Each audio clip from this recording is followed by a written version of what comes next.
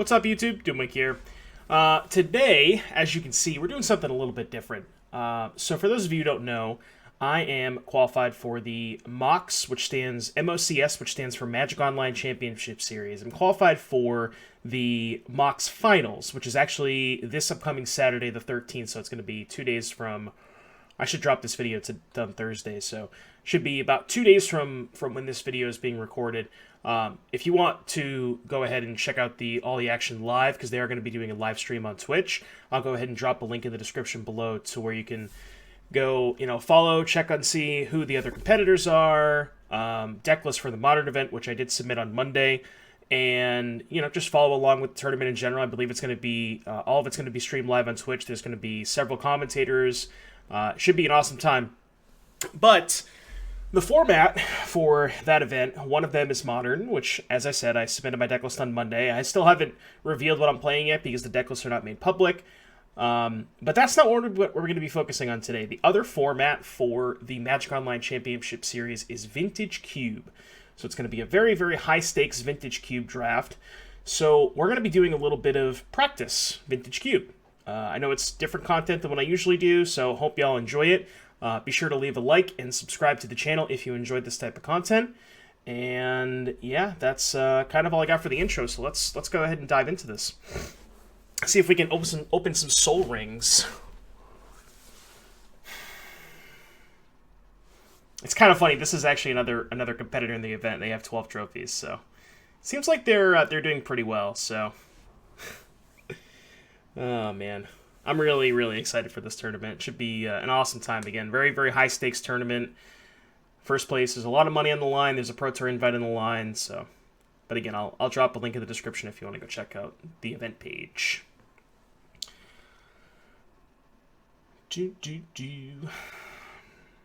All right, we have our pack. This is, oh my goodness. This might be the best pack, one of the best packs I've ever seen.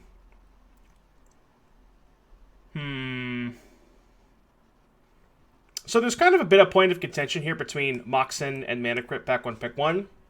The Strip Mine is obviously a great card, but it's kind of an afterthought with the Mox and the Mana Crypt in the pack. So this might be a bit of a hot take, but I actually tend to prefer Mana Crypt Pack 1 Pick 1 than most of the Moxen. That being said, I'm just trying to see if there's... So if I thought there was a chance that I would maybe be drafting black, I would consider taking the Jet if there was a good black card that I was looking to wheel, but the only black card in this pack is Liliana's Triumph, so that's not really a consideration. I personally believe that Mana Crypt is a better card than, I think, all of the Moxen. Maybe you could argue Sapphire, but I think I prefer Mana Crypt, so I'm going to go ahead and take Mana Crypt. I know that might be a bit of a controversial pick, but, let me know in the comments below of how stupid I am for taking Mana Crypt there. Okay, so this pack is significantly worse than our first pack, I'll tell you that much. There's not really a lot going on here. I think Uro is okay. Not what I'm looking to second pick most of the time, though. I have had good experiences with Bolas' Citadel, but I don't know if I like taking it this early, because it's kind of only really good if you get Fast Mana or Tinker. But what we could do, potentially, is try to take Bolas' Citadel and wheel Tendrils of Agony as kind of a speculative pick. Because I think if the Tendrils doesn't wheel, it's going to be really hard to draft Storm. But there's also Brain Freeze in the cube as well. I'm considering Bolas' Citadel, Mana Leak, and Celestia Signet, I think, are like the three cards that I'm looking at here. I think the safe pick is Signet or Mana Leak, but I'm kind of down to just go for kind of a high upside pick. If we don't play the Citadel, we don't play the Citadel, but definitely highest upside. Alright, so first thing I want to look at after I've taken Citadel is are there any Storm cards in the pack? The only Storm card in the pack realistically is Turnabout, which... Turnabout's a fine card, but it's a card that you don't need to take early because it usually ends up wheeling most of the time. So after that, there's no other Storm cards. I mean, I guess you could... No, there's no other Storm cards. I guess Sacred Foundry, but you don't usually want to play white in your Storm deck for the most part. I think the card that I actually want to take here is Daretti. I've been really, really impressed with this card. I think it's one of the more powerful Planeswalkers in the cube. It's a pretty low investment, only 3 mana. It allows you to destroy artifacts, which is one of, especially in Vintage Cube, with how much power 9 there is, one of the more impactful effects on a Planeswalker, just being able to stunt your opponent's mana early if they have a MOCS. So I think Duretti is the card that I'm looking to take here. It also may end up pairing with Citadel. Potentially we could get, what's the Planeswalker that reanimates artifacts? It's the other Duretti, right? Scrap Saban, I think it's called. But in any case, what do we have here? So it looks like we could potentially be on the Artifact deck with a Mana Crypt and a Duretti. I really like Coalition Relic a lot. These lands are nice, but we're not really anywhere near drafting green. Pyromancer's a fine card. Kolaghan's Command's a fine card. Pyromancer's a fine card. But I think Relic is probably the best card in this pack and is just still an artifact. So it's not, you know, it's a pretty... It's low commitment, right? I'm going to put this in 90% of the decks that I play, outside of, like, mono red or mono white. But I'm just going to take Coalition Relic here. It's a pretty late Goblin Guide, speaking of mono red. I don't know that it's the card I'm going to take here. I mean, it definitely is a signal. I mean, we do have a Mana Crypt, which is... I mean, Mana Crypt's good in any deck, but it's at its best in aggressive strategies when you can really take advantage of the extra mana. Like, if you play, like, a turn 2 Chandra or something like that. The rest of this pack, I mean, Dismember is fine. Skull Clamp is, again, kind of an upside pick. Potentially could be really good. Heartless Act is playable, but not exciting. If I was going to take Heartless Act, I would probably take Dismember first. It's between Dismember and Goblin Guide for me. I think this is one of those situations where I think Dismember is the safe pick, but early in the draft, I tend to value high upside picks. Because if the archetype is open, it's wide open most of the time. Yeah, as you can see here. And now we have a situation where we have an Eidolon of the Great Revel, which is one of the better mono red cards. And the rest of this pack, I mean, Solemn Simulacrum is good. And it's definitely the other card I would consider here. I'm not a huge fan of Snapcaster in the artifact-based decks. There's not usually a lot of spells to flash back, outside of, like, opening Ancestral or Time Walk, obviously, but... It's not really going to be a shallow grave deck, so it's between Eidolon and Solemn for me. This is kind of like the deciding point of the draft, if you will. This is where I have to decide if I want to, you know, kind of pivot into mono red, given how open I believe it is, given, you know, 5th pick Goblin Guide, 6th pick Eidolon, or if I kind of want to just stay the course and take Solemn. I think because Solemn is somewhat replaceable, I'm fine just kind of speculating on Eidolon here. Again, if red's open, it's going to be wide open, and I think the upside of taking Eidolon there is just so huge. And here we have a pack that has a lot of mediocre cards and a Shrine of Burning Rage. And there's, like, I don't even want to play any of these other cards. Like, Rager is barely playable. Mutavault I'm not a huge fan of because it's a colorless land. Unless you have a ton of fixing, I wouldn't play Mutavault in the deck like this. Well, assuming that, like, if you take these cards out of our deck, Mutavault does not go with these 4 cards, you know what I mean? So, yeah, that being said, I'm just going to take Shrine, and we're kind of potentially moving all in here. Unless I see a really good reason to move back. Which, Thirst for Knowledge is not that reason, so I think it's just going to be Smuggler's Copter. Wow. I did not expect Thorian Dynamo to wield that on my opening pack. Given that there's no mono red cards here, I'm going to take Dynamo as, again, just kind of an upside pick. So we're kind of, like, teetering between mono red and the potential artifact deck. So we can, you know, depending on what else we open. I don't know what this card does. So, any other dwarfs? Dwarf check? No dwarfs. Is there a chance I play Magda? I think there's more of a chance that I end up with a Tinker and go back into the artifact plan than I want to take Sphinx. That is actually really good because if I end up with a Tinker, even if I don't play mono red, I think I would probably still play Bomat Courier in my deck. And it's obviously very good in mono red. Jeez, that is a late Pyromancer. Okay, yeah, red is wide open. Like, I've never seen... Oh my goodness. I've never seen red this open before. And we get the last pick Mutavault, which we might play, although it is awkward with the Eidolon and the Season Pyromancer. This might not be the most exciting cube content, but I think this is a good example of... You know, just finding the open lane. And I think that's one of the most important parts, especially in a high-powered format like Cube, where the archetypes are so... Each individual archetype is, like, very, very powerful in its own right. And if you can find the open lane and find that open archetype, you are so far ahead than the people who are just, like, keep waffling back and forth. And, I mean, we just got, 5th pick Goblin Guide, 6th pick Eidolon, and just kind of never look back. Now, that being said, there's not a lot of good mono-red cards here. I don't particularly like playing Mana Vault in my mono-red deck. As you can see, our curve is very low. We do have a lot of artifacts, like we have Bomat Courier, Copter, Shrine, Legionnaire, Dismember, all cards that we can cast off of colorless mana, but for the most part, it's not casting cards like Eidolon and Seasoned Pyromancer, so you're not getting a big advantage out of Mana Vault in most of your mono-red decks. However, if we do somehow, if we get I think the only way at this point that I would back out of mono-red is if I got past a Tinker, because we have two of the best Tinker targets in Citadel and Sphinx. So in the scenario where I get past a Tinker, I think I would rather have Mana Vault than Volcanic Island, per se, for example. And I think that there is a chance that I play Mana Vault in my mono-red deck. Not a very high chance, but a chance. And I think both of those reasons are enough for me to want to take Mana Vault here. I think Goldspan Dragon is playable, but I also think it's going to very easily wheel. Nobody really respects this card, so... And doing a Tinker check, no Tinker, so we're good to go here.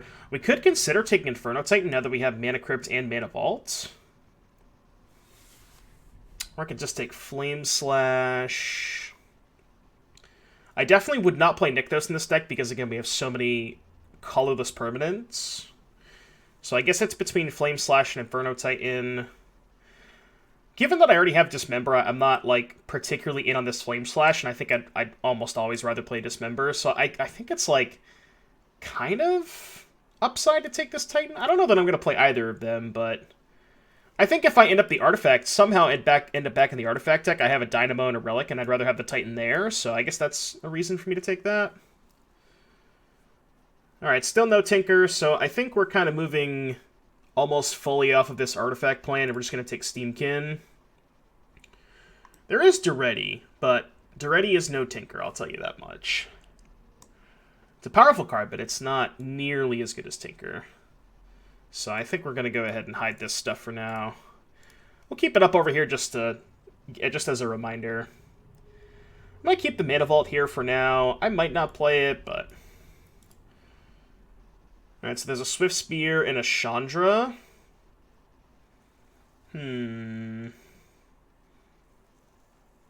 So right now I have 5 non-creature spells, including a Mana Vault that I might not play. I still think I tend to prefer 1-drops, because there's so many 4-drops in red. There's Chandra, Koth, Hellrider, there's probably like 2 or 3 more. There's so many 4-drops, and even if Chandra is the best one, it's not like by enough of a considerable margin that I'm willing to take it over a less replaceable effect, because you can never have too many 1-drops. You can, however, have too many 4-drops. That's kind of the way that I look at it. So, even if Chandra is the best 4-drop, it's not by enough of a margin for me to want to take it over the 1-drop there. I'm not a huge fan of Pyromancer. We have 5 non-creature spells, but 4 of them are artifacts. We only have 1 spell that triggers Pyromancer. It's kind of weird. In mono-red decks, you tend to not have a lot of instants and sorceries, at least in my experience. It's mostly creatures and artifacts. So I'm going to take GTA here pretty easily. It's also the card I would like to play against the least.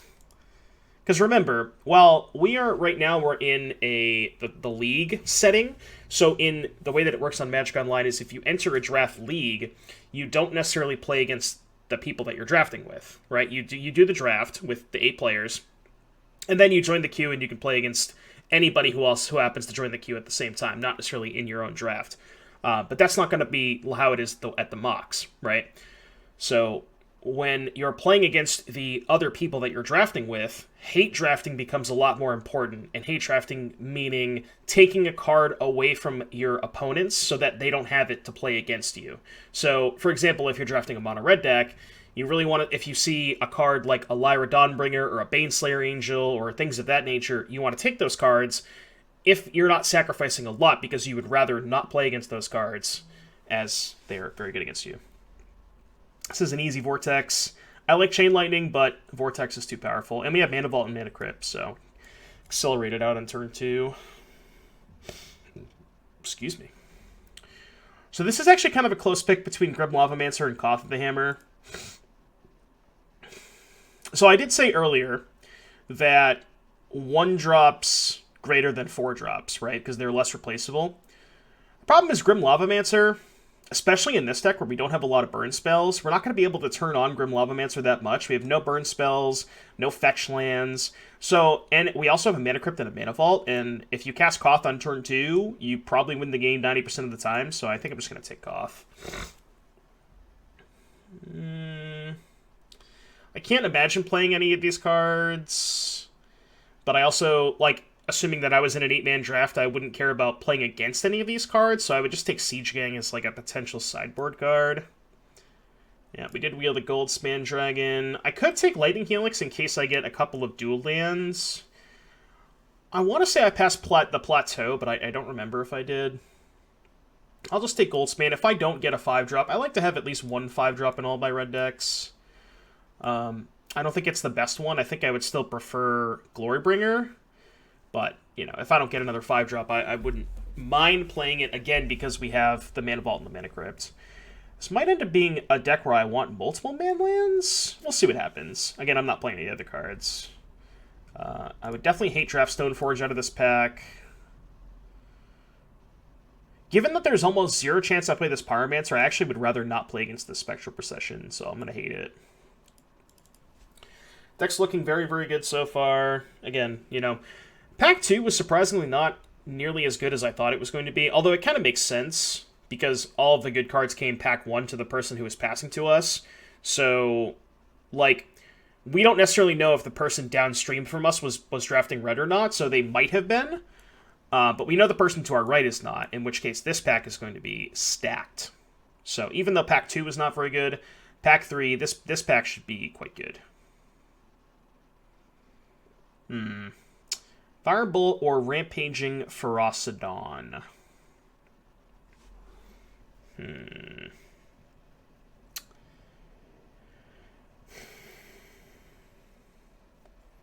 It's kind of a tough pick. If I had to say one was more likely to wheel, I think Ferocidon is more likely to wheel. And we also have Seasoned Pyromancer to discard Firebolt. I think I'm just going to take Firebolt. I think both these cards are like kind of comparable on power level. They're both kind of like medium level power cards. Medium power level, excuse me. But I think I'm going to take Firebolt. Also, I'm kind of low on burn spells right now. That's like the one thing that my deck is missing. Very, very easy Hellrider here. Nothing really even competing for it. And this is kind of where I cap out on 4-drops. I don't usually like to play more than 2 4-drops. Again, you just want to be as aggressive as possible, play to the board early and often. Ooh, easy Fire Blast. I am a fan of this card, and I will play it if it wheels most likely, but I'm not going to take it over what is probably the best burn spell in the cube. I have not played with Bergie yet, but I would imagine a 3/3 for 3. It's like, I don't know if it's that good.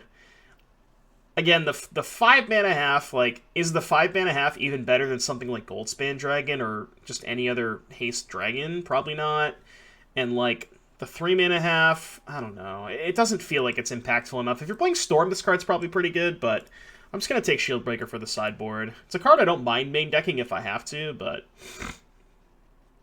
Alright, I did say earlier that I only want to play 2 4-drops.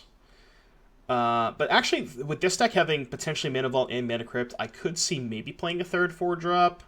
And, I mean, obviously there's nothing else in this pack that I want to play, so... This is, I would say this is a very good red deck. Not quite the best red deck that I've ever had, but very, very good one. I don't think there's any chance I play any of these cards. Is there a reason I would ever want to splash white post-board? Probably not. kind of doesn't really matter what we take here. I guess I'll take this. It's unlikely to matter.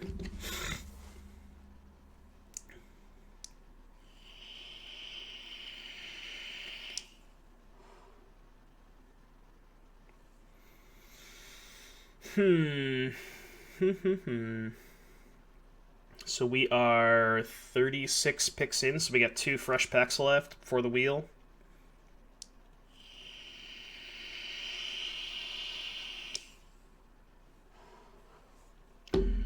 Not including the lands, we're at 20 playables right now, but we have a Flame Slash, a Shield Breaker, and a Siege Gang that we could potentially play. But then I also don't hate cutting, like, maybe Goldspan, maybe Mana Vault. Alright, it's just got to be Soulscar Mage. Again, only red card in the pack. We're kind of low on 1-drops, so I don't mind taking it.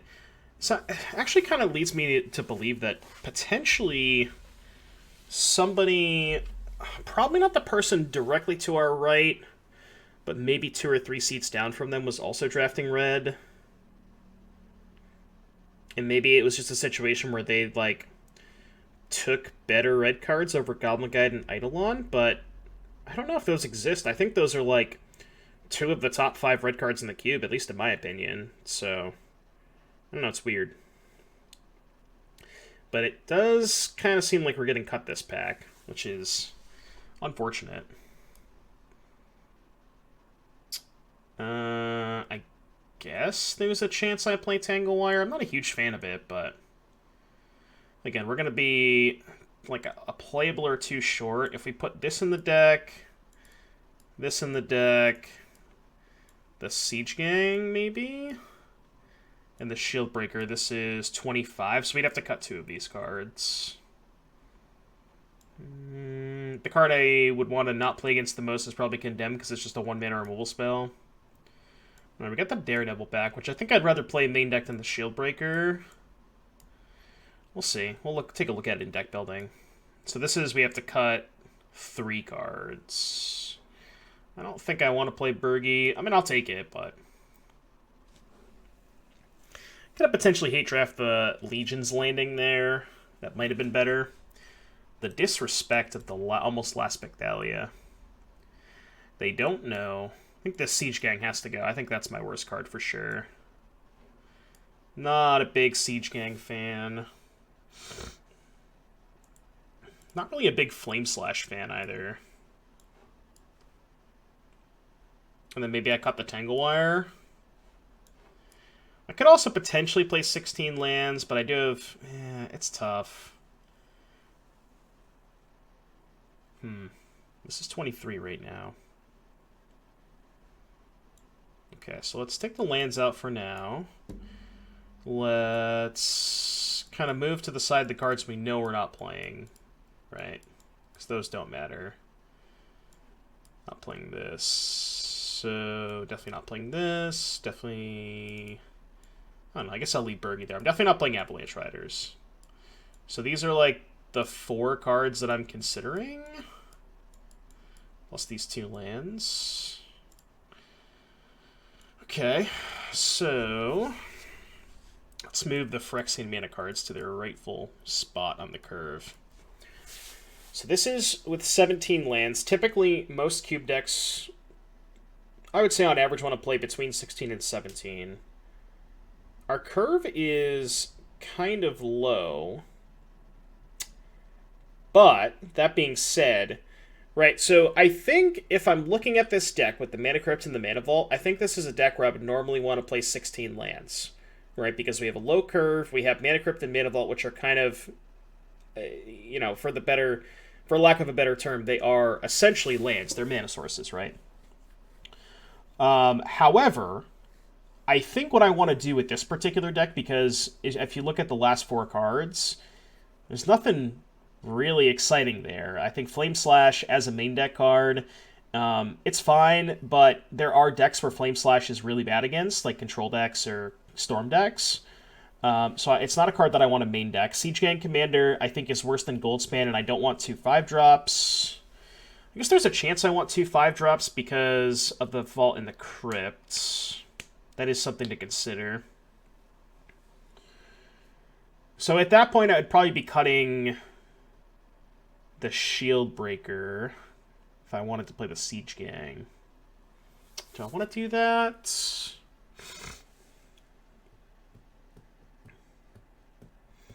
Just thinking here. I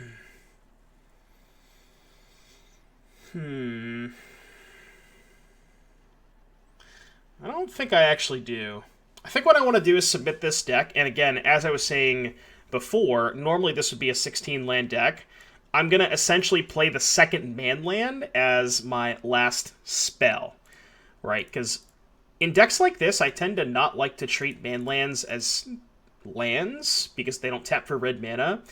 The reason I don't mind playing the man lands is because we have so many colorless cards, and not a lot of doubles. Like, we have Eidolon, Pyromancer, Vortex, Hellrider. These are our only doubles. Fireblast is kind of a double, but it's not really a double on the curve. It's like the last card that you cast. So these 16 cards right here, not including these doubles, are... Yeah, I think that's why I want to play the 2-man lands.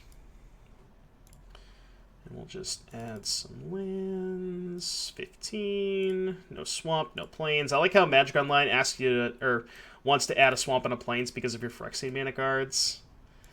Alright. So that is going to be our deck.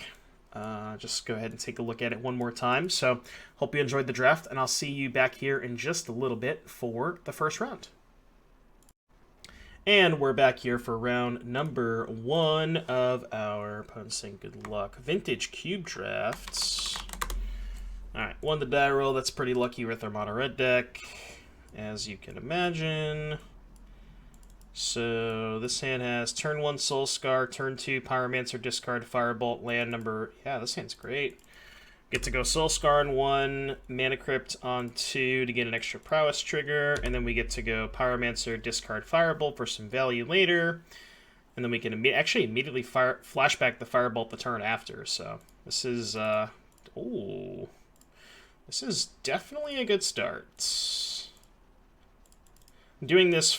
Oh no, I don't want to cast that. I'm doing this pre-combat in case I hit a Mana Vault. Or a Bomat Courier. No, I think I'd rather play the Mana Vault.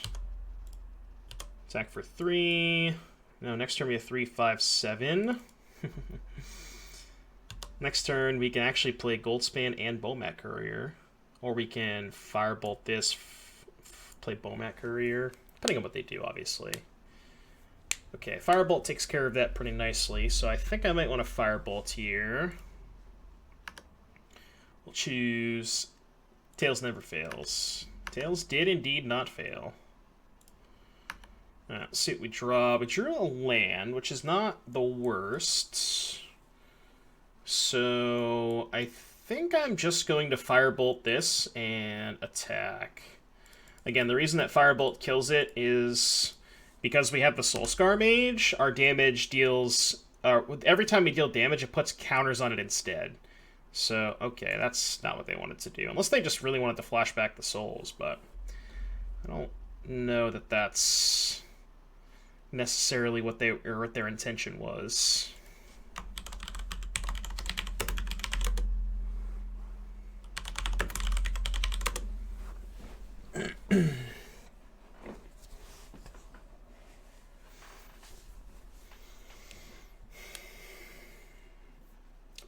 Opponent is not sure what happened there. I just went ahead and mentioned in chat what's going on.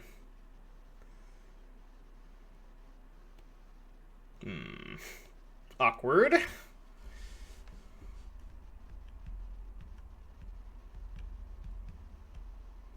Very, very awkward. Now we're just kind of chilling.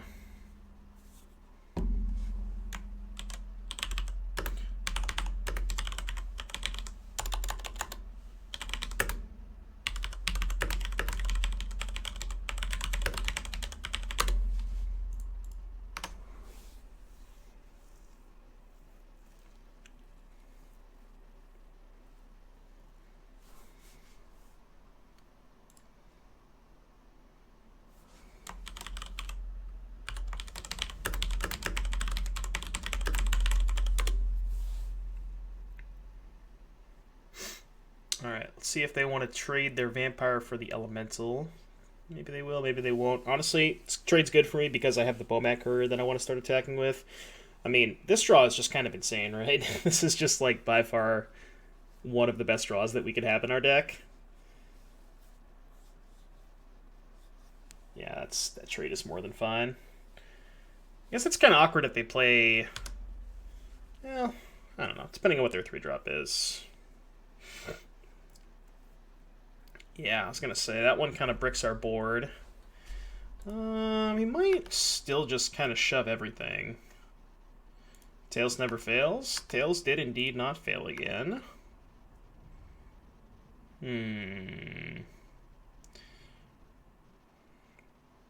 So 3, 4, 5, 6, 7. We can actually cough, Bowmat, and stand up Mutavault, right? 4, 5, 6, 7. Yeah, we can. Okay, so let's do that. So let's do this. Plus here, Bowmat. I know I'm kind of throwing away some resources here, but they're just so unbelievably far behind. If they block the Soulscar, they take 9 and go to 3. And then the Goldspan's just lethal next turn anyways. So it should be more than fine. Pretty hard for them to get out of it now. Yeah, now they're just dead. Okay, cool. Actually, I was gonna say they're not dead on board, but we'll go heads this time. See if heads fails. Yeah, see. Oh no, it was tails, yeah. See? Tails never fails. Alright. Attack with the Goldspan. Alrighty. Game number 2. So this is definitely a matchup I want Flame Slash. And let's see if there's anything else I want. Potentially Siege Gang Commander. Tangle Wire's not very good on the draw, especially in a matchup like this. Now, what don't I want? Because they're mono white, they probably don't have a lot of spells for Direfleet Daredevil. Most of their removal is like Skyclave Apparition, Oblivion Ring, things of that nature. They could have, obviously, Swords to Plowshares or Path, but I think all my other cards are quite good that I think I don't mind just cutting. I could kind of land on the draw. Maybe that's better. No, I'll just cut that. See if we can get the same draw that we had game 1. Not quite, but we do have a Jite, a removal spell, and a creature, so I'm in. Also, if they have Porcelain Legionnaire or any other equipment, we can just kill it with the Battle Display half of this, which is nice. Let's see what they got. Tide Hollow Scholar. Only have 2 removal spells for that, so my guess is they will take the Shieldbreaker and force me to use the Flame Slash on it. Because Shieldbreaker kills less things, and they could potentially play around Shieldbreaker. I don't know if I agree with that.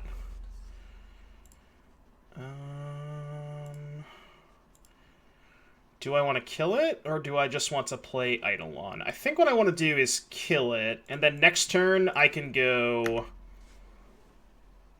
maybe this is worse. Maybe I'm supposed to play a 2-drop there. I don't really want to play the Eidolon, though, because then I have to take 4 damage off of... Okay, well now I can just Flame Slash the Golem and play Shieldbreaker. And then next turn, I should be able to Jite potentially. The reason I didn't want to play Eidolon is because they're on enough mana right now that there's a good chance the Eidolon just gets blanked. As in, they just cast a 4-drop.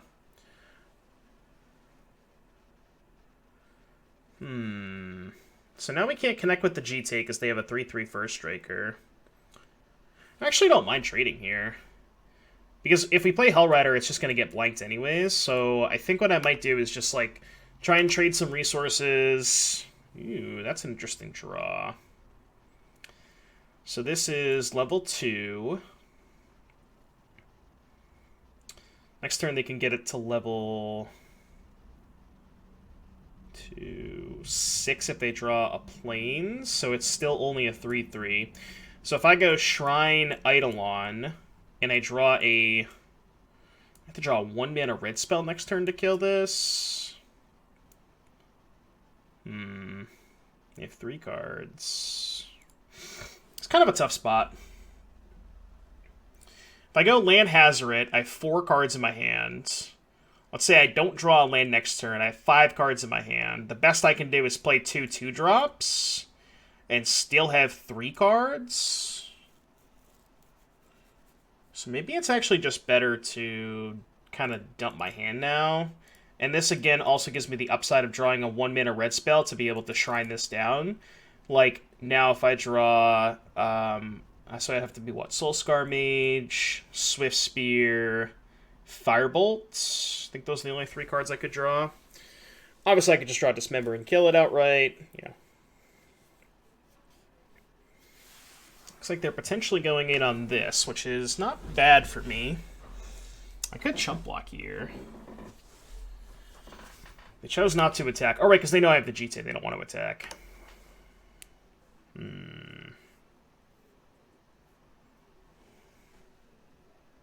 Now what? Now I guess I could just play Hazoret. And then if this goes to 3 counters, and then they can level this up. I chump block, goes to 4 counters, kill it, and then I have potentially an active Hazoret. Yeah, I like that. I like that. I think I'm going to chump block here with my Eidolon. I don't know. Could take 8, go to 12. And then if I draw a land... I still can't really double spell effectively. That's not good for me. They're still choosing not to attack, which I think is kind of strange. Because now I can just play GT and kill this. And maybe have Restoration Angel?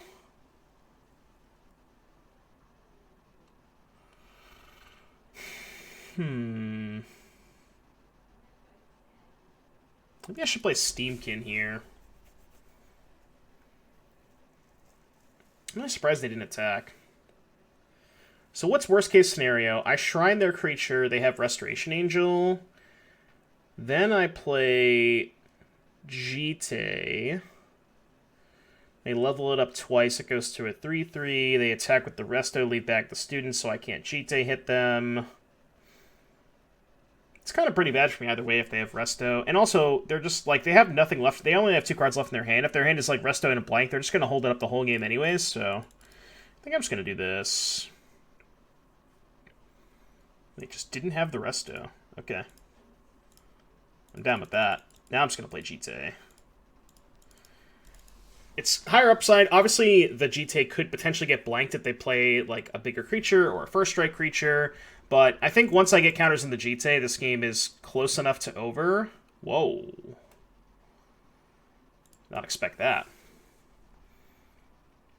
Alright, so now we can just equip, trade for an Angel, play a Steamkin. Yeah, that's fine. They kind of have to block, right? I think they have to block. Unless they have a removal spell for the GT in their hand, then they probably don't have to block, but...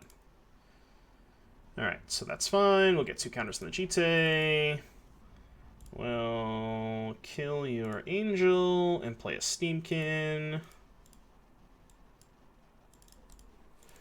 Unfortunately, can't equip the Steamkin as well, but now if we draw a land, we can actually play Hazoret and equip the Steamkin. Alright, I guess that kind of makes sense. Now if they attack with the Angel... Alright, that's actually a pretty good one for them. Because that kind of bricks the Hazoret a little bit.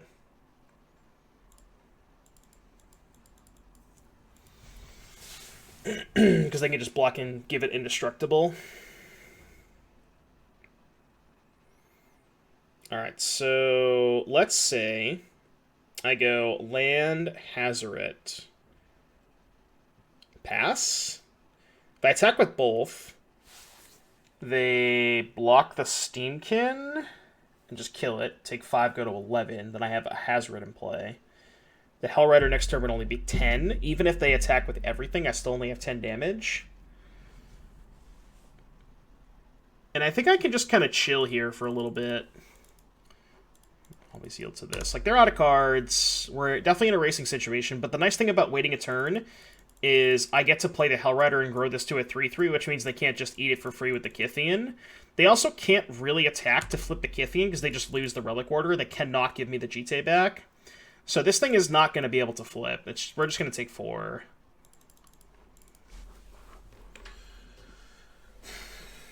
This is definitely an interesting game. That Amiri's Call was actually pretty good for them. Okay, I drew a land.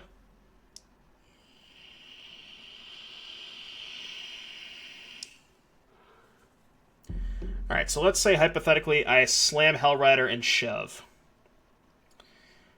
Threatening 5, 8, 11, 14 damage. Obviously, they would just bounce off the Hellrider and take 9, right? 3 from the Hellrider triggers and then 6 from the creatures. They'd go to 7.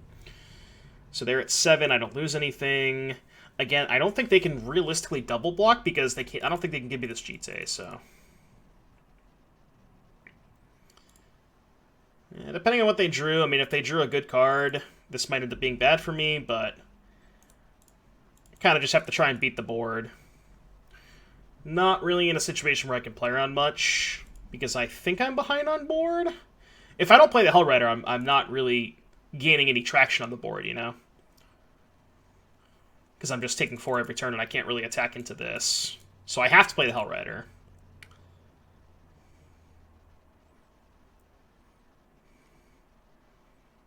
It's the question of, did they draw... Well, they didn't draw a removal spell, because I think they would have killed the Hellrider first. That's not true. Maybe they still would want to kill the Hazard if they drew, like, a Path or a Swords to Plowshares. My guess is they're just going to bounce off of Hazard and go to 7, assuming they drew nothing. Because, I don't think they can double block with this Relic Order. Because if they drew nothing and they give me the Jite and they brick again, I mean, the Jite is just going to, you know, take over this game by a mile, right? I'm just going to F6. Yep, that's fine. They get to flip Kythian now. How relevant is that? Relevant-ish. So they can shove with everything, untap the Angel to give it indestructible. I would take 8, go to 5.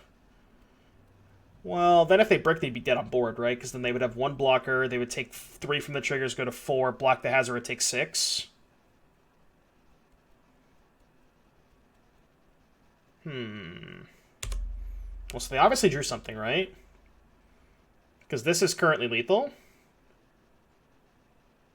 They draw Lingering Souls? They drew Skyclave Apparition. Okay. That's a pretty good one. And they targeted Hazoret. Okay.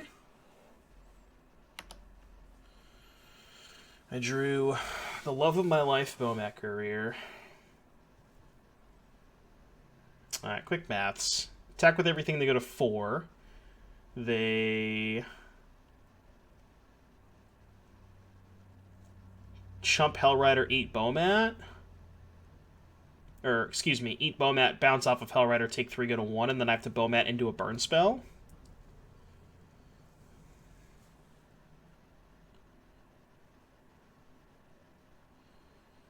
If I don't attack... let's just say I play Bomat and say go. I'm not dead on board, right? Block, take 6. And I get to keep the Bomat around.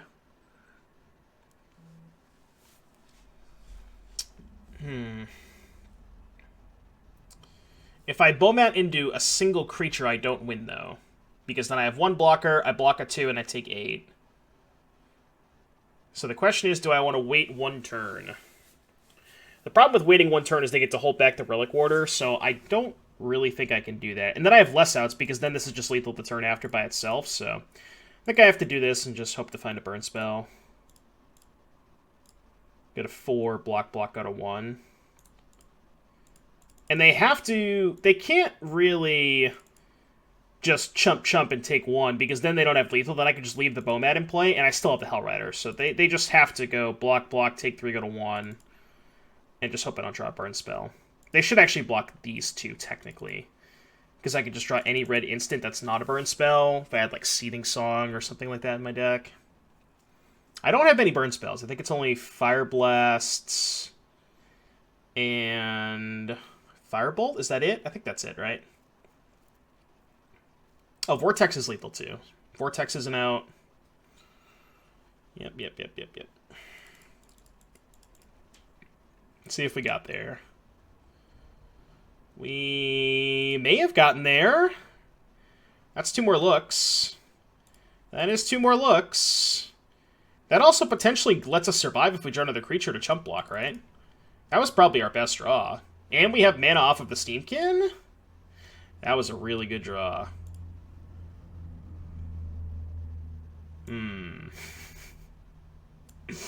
Well, alright, maybe they don't attack.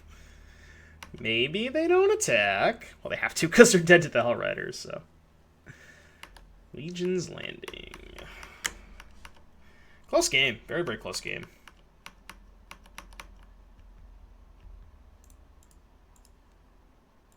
Very, very close game.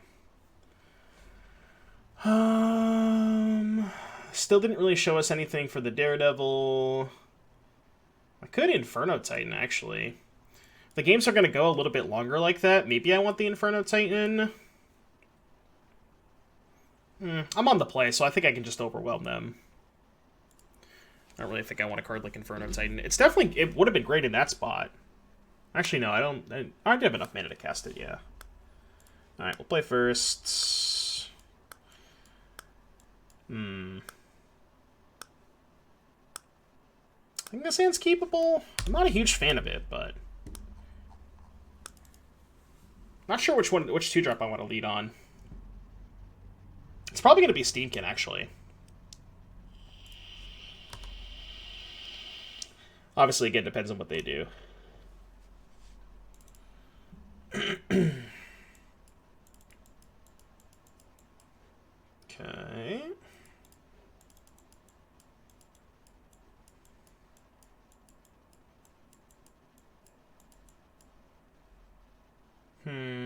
Yeah, I think I'm going to Steamkin first. The reason I want to Steamkin first is I want to get that going. Like, if I cast Eidolon first, I just lose out on a free counter. That was good. So now I can attack. 1-drop is so good there, because now I can attack past the Self Spirit. And then I just get to curve this into Hellrider and just kind of steamroll them.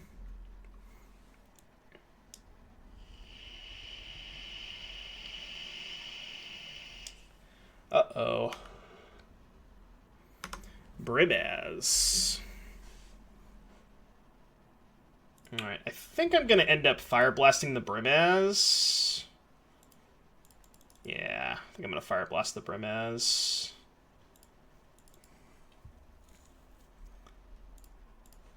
Do it before blocks. I think it's worth it because we have mana off of the Steamkin anyways, so...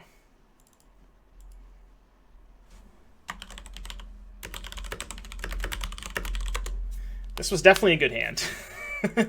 Notably, again, they can't give Indestructible because we have the Soulscar Mage, so... So they get the trade for Eidolon and take 4, 5, 6, 79, 13. So they go to 2. They just don't have any outs, right? Like, I don't think so. Maybe they have to chump block?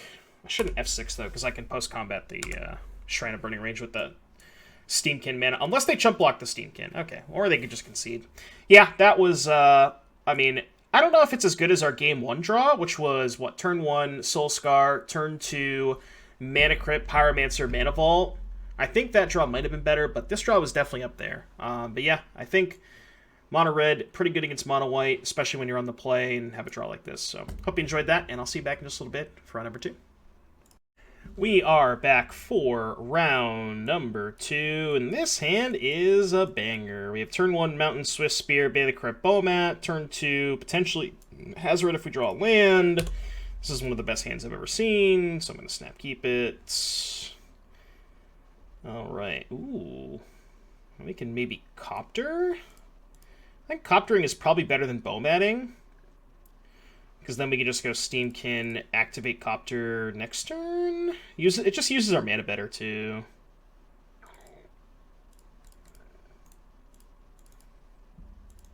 see if they have a bolt. They might have a bolt. Or not. Attack for 3 on turn 1. Pretty good start.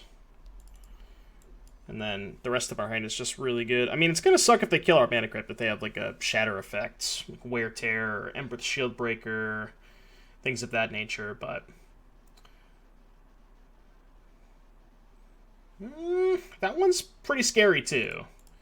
Not gonna lie, that one's pretty scary. Ooh, Tails failed. So, I could Hazoret here. The problem with Hazoreting is I don't actually get to attack with it because my hand has too many cards. So I'm just going to double spell here. I'm just going to go...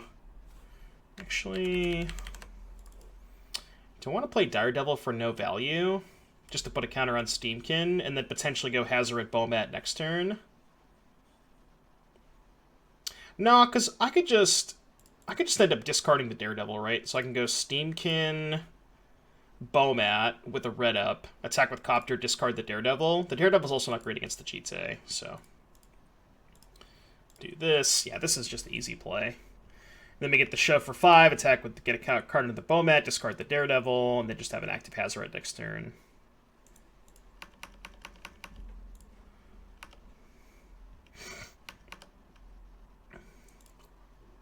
Yep, discarding Daredevil. Maybe I'm supposed to discard Mountain there. That might have been bad. I don't know if it matters too much. Yeah, I was probably supposed to discard the Mountain there. I guess this ends up being better if they do somehow kill my Mana Crypt. Lingering Souls would be pretty bad for me here. That would be a card I don't want to see, for sure.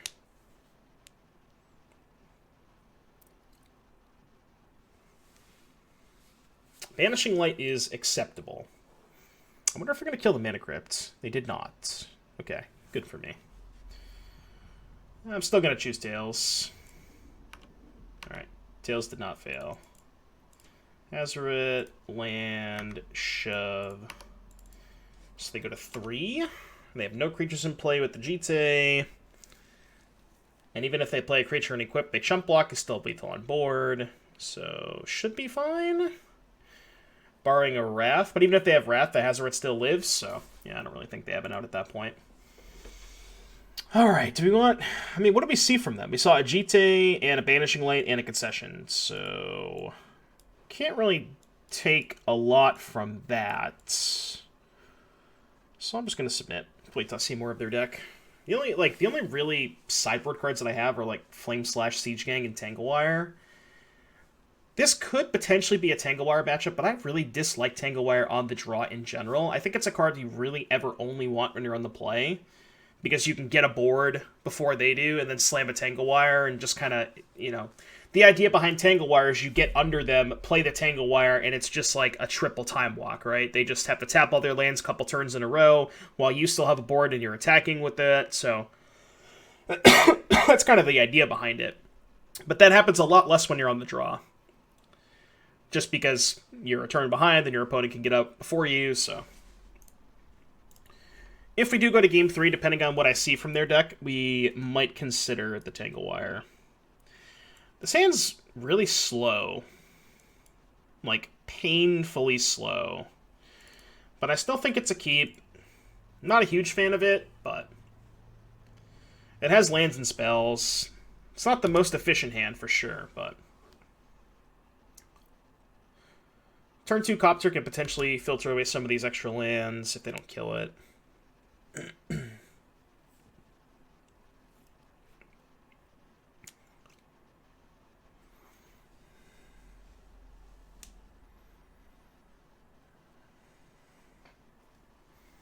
Let's see what they have. Tide Hollow Sculler.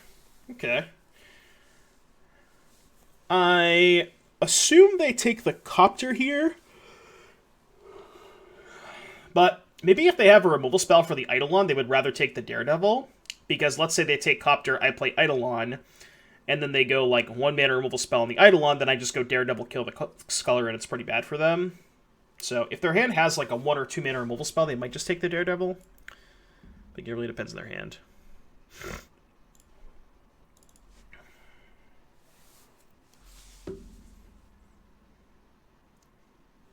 And they decided to take Eidolon, which is strange. Kind of surprised they valued that more than the Copter. I wasn't even going to cast the Eidolon on turn 2. Well, now I really need this Copter to stick. Because I need to filter away these lands. Maybe they just had Banishing Light for whatever I played this turn anyways, and they just didn't want to take 2 damage. I guess that would make sense too, right? Okay.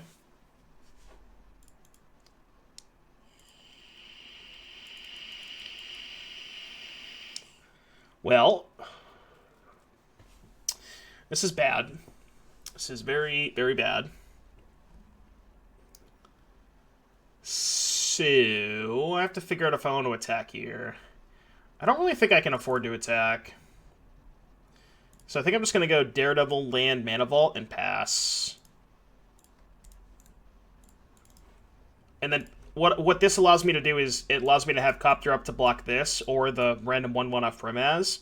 And then also I get to loot on block. And then next turn I have 6 mana to go GT, equip the Copter, and then kill the Scullery and play the Eidolon, potentially. Or they just have a removal spell for Copter, and none of this matters.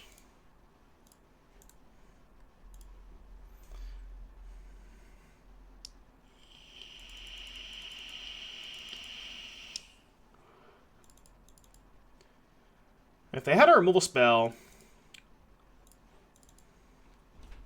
I guess attacking with this, if they just attack with this, I probably just don't animate the Copter, right? But I wonder why they... I guess they just want to attack me for 3, but it does give me a loot, so it's not a free attack. Adanto Vanguard. Well, that one doesn't really get past the GT, so... They have 3 cards in their hand.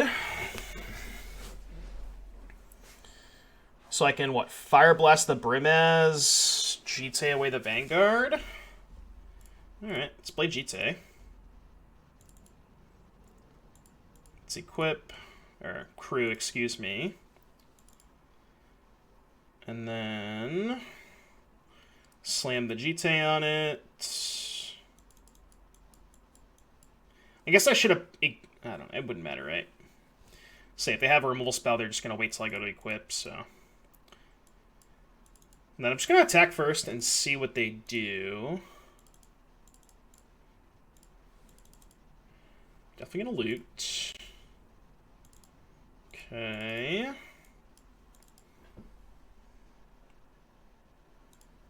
So I'm going to get 2 counters in the GT. And I think I would like to kill the Brimaz now so they can't have, like, Restoration Angel or something like that. So let's... Yeah, I don't really have any way around this. I have to kill the Brimaz, so... As much as I don't want to sack 2 lands, I think I have to make this play. I could have potentially tried to set up lethal, maybe? If I don't Fire Blast the Brimaz, next turn I have 3, 5, 7, 11. And then it would be lethal the turn after, but I'd be taking 3, 4, 5, 6, and then 7 is 13. It's pretty close enough to lethal that I think I have to Fire Blast there.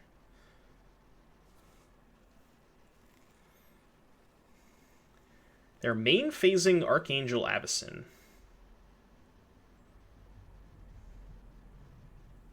Oh, I messed that up. I was supposed to kill the Vanguard, but before the Avacyn came into play. This was bad. Because now if I kill the Vanguard, they just flip the Avacyn. That was a mistake. Well, I have to do it now.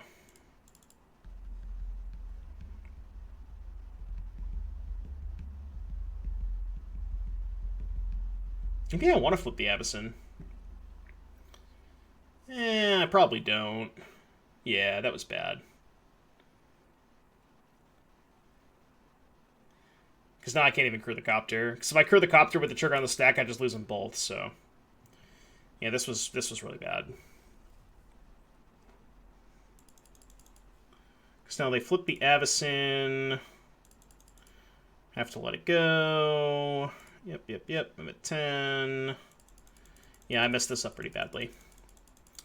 Had I killed the Vanguard before this was in play... which I don't even know why they main phased it, to be fair. It was very, very strange for them to main phase it. Like, it didn't make any sense, right? I'm at 9. I mean, I could chump block with the copter. Do I really have any outs at that point, though?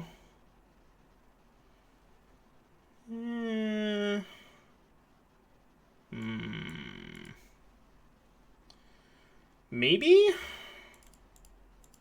Alright. So chump block with copter. Go to 8 off of the mana vault. Next turn, GT equip. Take 6, go to 2. No, that doesn't actually work, does it? Because then I get the 5 counters on GT, but then if I kill the Angel, I'm at 1 with a mana vault in play, so that doesn't really work. This also assumes they have nothing, which they had something, so I died. Alright, Brimaz, Tide Hollow Sculler, definitely want this Flame Slash. They haven't shown me any spells for Daredevil, so I think I'm just going to do the same thing again. They didn't show me any spells, right? No. They also didn't have artifacts, though. No, they had Sculler, so I think I want to keep the Shieldbreaker. I think the Shieldbreaker's more upside, given that they showed me an artifact and not, like, any cheap spells. Daredevil's really only a card you want when your opponent has multiple cheap spells. Like Lightning Bolt, Swords to Plowshares, Path to Exile, Ancestral, all the blue cantrips, all that kind of stuff.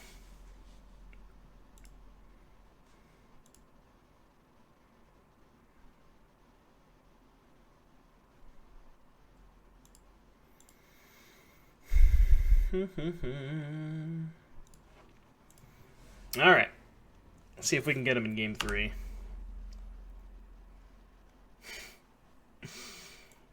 This hand has no red mana, and I'm actually debating on keeping it, because I have 3 castable spells. I have to mulligan, I think. It kind of sucks, but...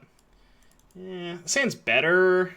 It's, like, obviously much less explosive, but it's more keepable, for sure. Alright, Soul Scar Mage. Let's see what's going on over there.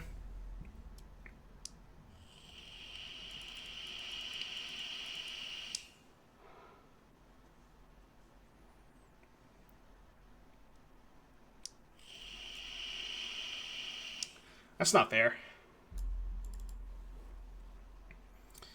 Tithe Taker. That's not bad. I have to cast the Flame Slash, unfortunately, even though I don't really want to, because if I don't, they just trade, and I really don't want the trade to happen. So, as much as, like, this is a premium removal spell, because they have things like Brimaz, I think I want to push damage here. There's also a good chance I end up casting Pyromancer next turn anyways, in which case I would just have to discard that, so...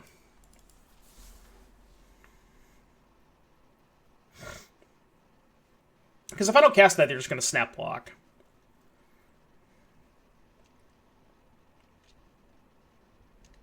And I really only get punished if they have exactly Brimaz. Which, knowing me, they probably do.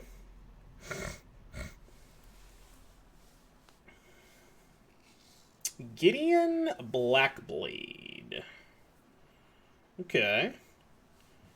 That one is beatable-ish.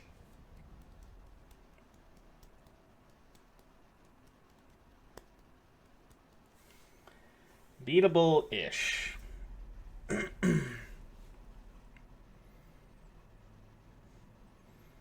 Need to find like a land and a 4-drop off of this Pyromancer. I guess GT would be pretty good too. Vigilante. Okay. Vigilance has been called. Kind of surprised they didn't give it lifelink. I can't imagine they block here.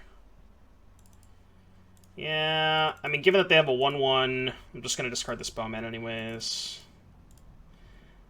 And given that I don't really have any more pressure in my hand, I think I have to attack Gideon. That doesn't feel great. I cast that pre-combat in case I drew Fire Blasts, but maybe that was just loose. I guess, like, had I drawn Fire Blast, I might have just attacked them, which is why I wanted to get more information and cast it first. But maybe attacking first was better because they don't know whether or not I have, you know, a Lightning Bolt or a Lightning Strike or something like that, so they might chump block. So attacking first probably gets a chump block out, whereas doing it this way means I guaranteed never get a chump block out of them. So, man, maybe that was bad.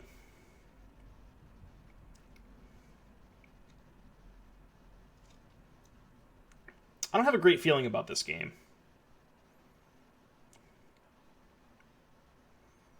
Unless we draw one of our 4 drops. Then I'll feel a little bit better. I will take 5.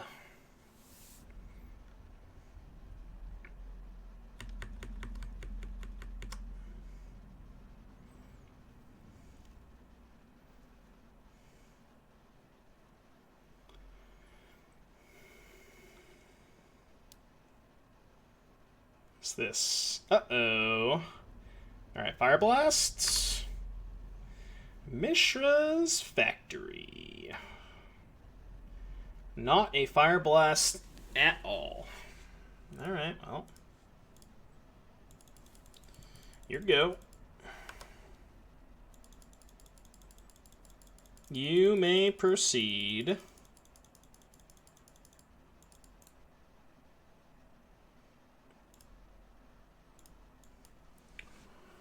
So I assume they probably give the hero indestructible and just shove with everything, and then I'm really far behind. Not great. Not great. I think Hellrider is basically the only way I can potentially win this game. Because it represents... Let me check the math real quick. A lot of damage. 3, 6, 7, 8, 9, 10, 11, 12. Still not even lethal. This is bad. This is bad. Okay.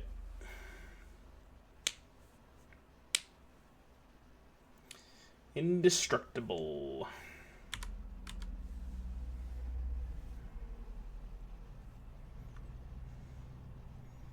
We're going to hang tight with the Spirit.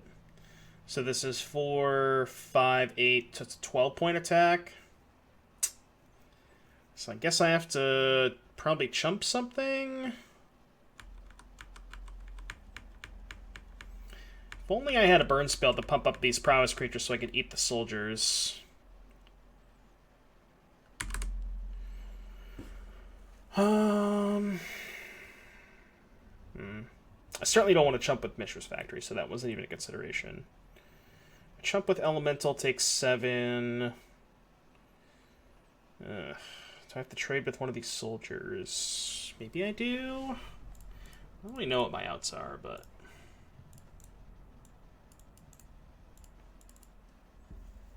This at least lets me spread the Pyromancer next turn if I don't draw a spell, but then I just have a bunch of 1/1s and I'm not beating this board. Can attack them for 3 and then flashback Pyromancer, but I'm just too far behind, so yeah, unfortunate.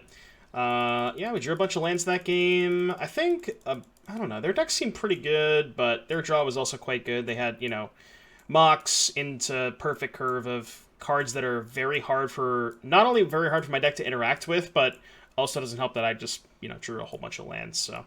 but yeah, anyways, GG's. Hope y'all enjoyed the games, and I'll see you back here in just a little bit for the third and final round. YouTube, we're back here for the third and final round. See if we can go ahead and... We're currently 1-1. See if we can salvage a 2-1 record with this sweet amount of red deck. Wish I was in the play, but I'm still going to keep the Sam. We have 2 1-drops and a Vortex, and our opponent's playing blue. That's the dream matchup. I'm going to get the Bomat going first. I think it's more important to get more cards under this. I mean, it's obviously it's the same damage, so. Phantasmal Image, the Bomat. Alright, alright. Alright, let's play this. Do I want to trade? Trading is good if they have, like, something like Tinker. Problem is, the trading is my hand's kind of bad. But that being said, if I don't trade, I don't have a lot of removal spells that kill this. I'm trying to think of what I have that targets that isn't a removal spell. I guess I have Shield Breaker, Firebolt. I certainly wouldn't use Fire Blast on it. So it's just those two, and I kind of want to play Vortex next turn anyways. So I think trading is fine. Again, the only benefit of trading here is that if they have Tinker, right? But maybe that trade is bad.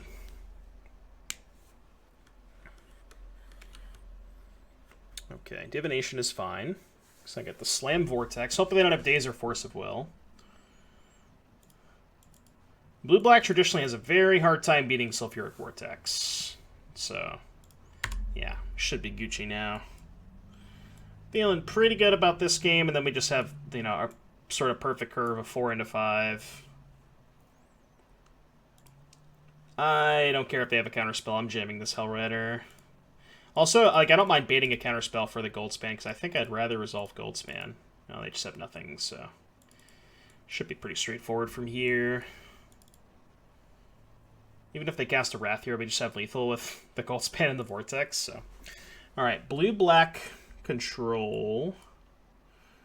I think even on the draw, this is probably a match where I want Tanglewire, just given that their deck is probably incredibly slow.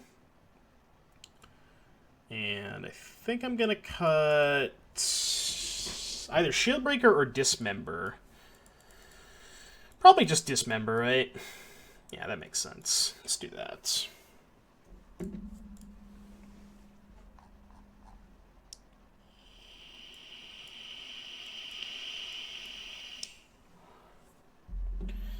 So, this hand we can go turn 1 Mana Vault, turn 2 Steamkin, or maybe Shrine Steamkin or Steamkin Copter. We have a lot of options. I'm definitely going to keep this, for sure. I could, I guess, potentially turn 1 Mana Vault in a 2-drop. Like Mana Vault Copter.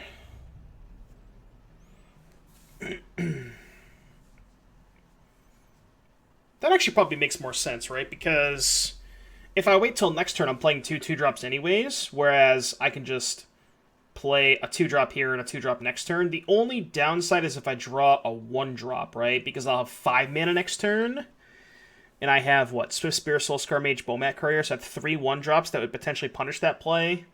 But I would also get a Copter hit in, which I think is more upside, so I think I'm going to do that.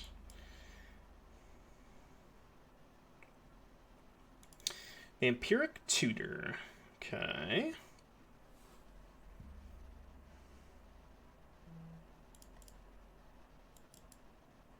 I think I should...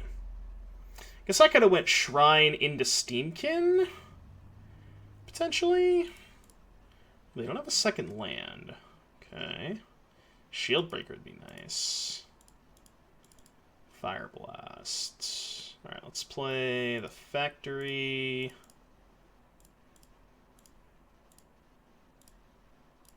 Because I think I might end up attacking with the Factory next turn. Definitely discard a land. Ooh, I can Daredevil Vamp Tutor, huh? Daredevil Vamp Tutor. What can I Vamp Tutor for? Maybe... Mana Crypt? Nah, Mana Crypt isn't great.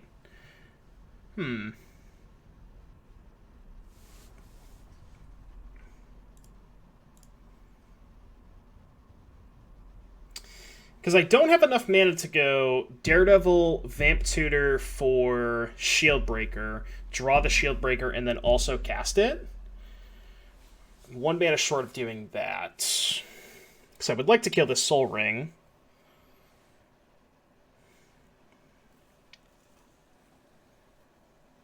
So maybe what I do is go...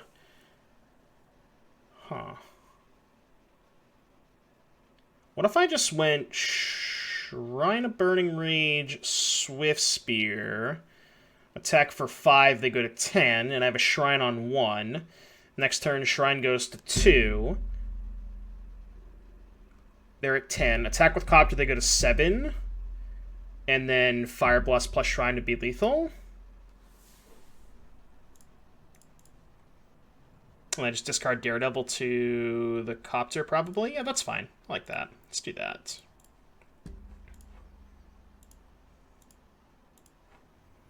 Let's go Crew here. I could Fire Blast now. Actually, I'm just going to discard this. So I could Fire Blast now, they'd go to 11 and take 6, go to 5, but then I can't activate the Shrine next turn, so I don't think I want to do that. I think just 5 is good. Because we have, even if they play like a ground creature, we still have lethal with the Fire Blast, the Copter, and the Shrine, so.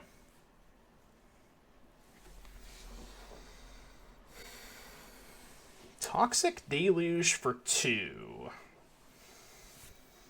Well, now I could just Fire Blast them to counter their Deluge, right?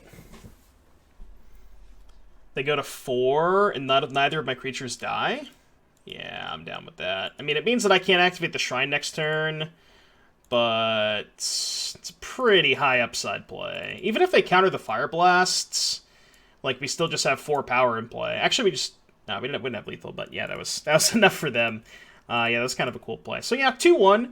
We ended up losing a close match to that Mardu deck that I think was probably a bad matchup, but they just, you know, our draws were not particularly great, and they drew MOCS Ruby in Game 3. So yeah, but yeah, that was some cool different content again in practice for the Magic Online Championship Series, which is this weekend. If you made it all the way to the end of this video, I'll be posting a link to the event description, or excuse me, the event page in the description below. And as always, be sure to like and subscribe if you enjoyed the content, and I'll see you guys in the next one.